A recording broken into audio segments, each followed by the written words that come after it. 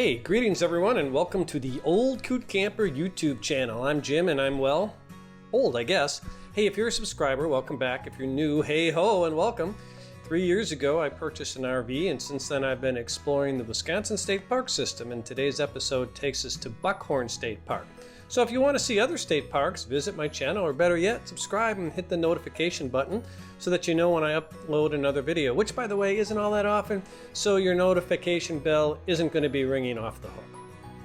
Anyway, Buckhorn is in north central Wisconsin. It's about an hour and a half or so north of Madison, and maybe 2 3/4 or 3 hours from Milwaukee, depending upon how fast you drive. It's a neat park because it's on a peninsula of sorts created by the Yellow River on the west side and the Wisconsin River on the east side. Coming into the park off of Highway G from the west, like we did, you cross a little causeway over the Yellow River. The east side, where the Wisconsin River comes down, is also known as Castle Rock Lake because the river widens out due to the Castle Rock Dam that's a bit downstream. You know, in the past, when you entered a state park, you had to check in. That could be a hassle, but since COVID, you can actually drive right to your site. The camp host or the park ranger now simply checks to see whether sites are occupied, as they're supposed to be. I think you can ask the rangers upon entry if there are any open campsites, if by chance you don't have a reservation for that night. But you know, I'm kind of conservative on that, so I always have a reservation. Anyway, it's about 3 miles from the entrance to the family campground. Once you get a bit past the park ranger station, there's an area that seems to have a lot of oak trees cut down. I learned the reason for that from the informational boards that the park places along the hiking trails, and I'll tell you what that's all about later. From the map, you can see that in addition to the family campground where I'm staying, which is in the upper left hand of the picture, there is also a good number of walk-in sites that sit either on the Yellow River or the Wisconsin River. These are really popular, especially the ones that sit right on the water. I'll show you the only unoccupied site that I could find a bit later.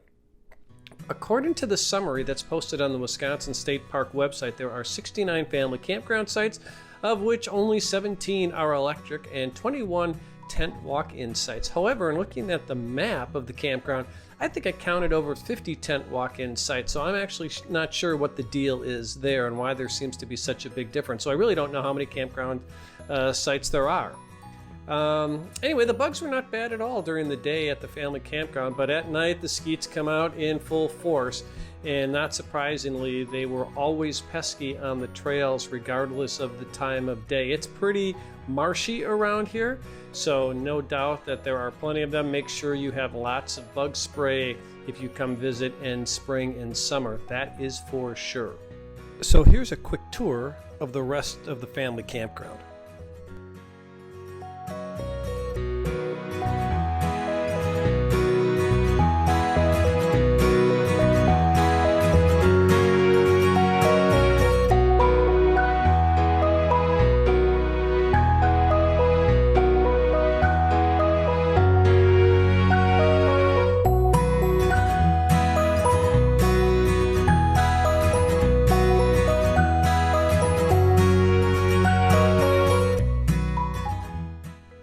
So the park offers a fishing pier, a nice beach area on the Yellow River or the west side. It appears to be popular for boaters to simply pull up and jump out to swim or picnic. You know, I think they're flaunting that daily sticker rule. You do have to watch out for blue-green algae if you're going to swim in the rivers. It's all too common this time of year in Wisconsin, and that stuff is toxic to humans and animals, and they do post signs, so just be careful if you're going to jump in the water. I didn't see any when I was there, but I do know that that can be a problem.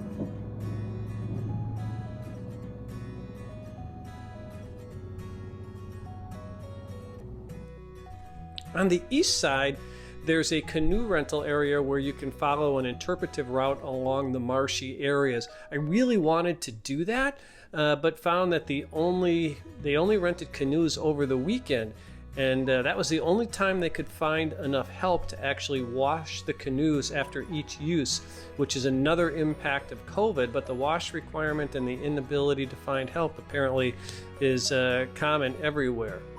There is also a boat launch as well that goes into the Yellow River.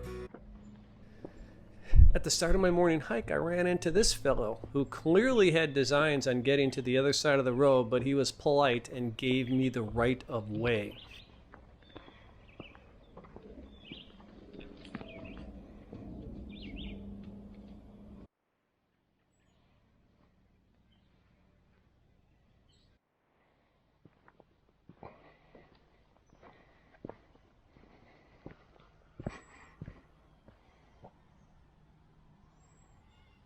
People don't actually realize this, but there are more deer in Wisconsin now than at any time in human history, given the abundant food generated by agriculture and the hunting laws developed in the early 1900s to actually bring the deer herds back from near extinction. Apparently that worked well, maybe too well. Deer enclosures are designed to see what the area would look like if there were no deer, essentially what it was like before the deer herds got so big. This brings me to an area called the Barrens, a pretty cool name.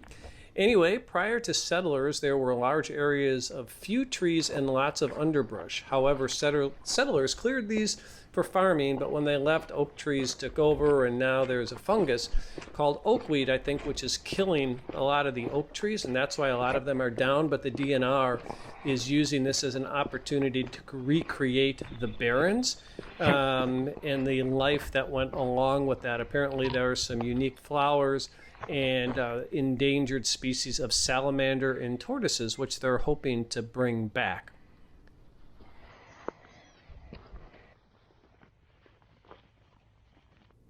Hey, do you see the deer over there? I wonder if that one's stalking me. Here, I'll help you find it.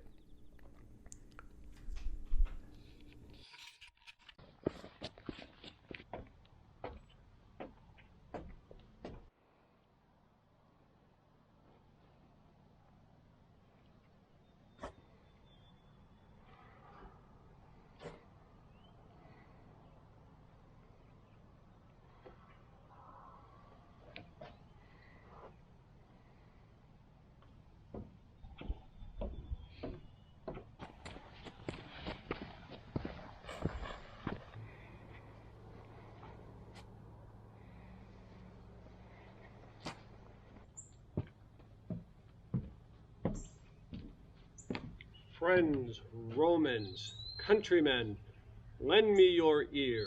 I come to bury Caesar, not to praise him. The evil that men do lives after them. The good is often interred with their bones. So let it be with Caesar.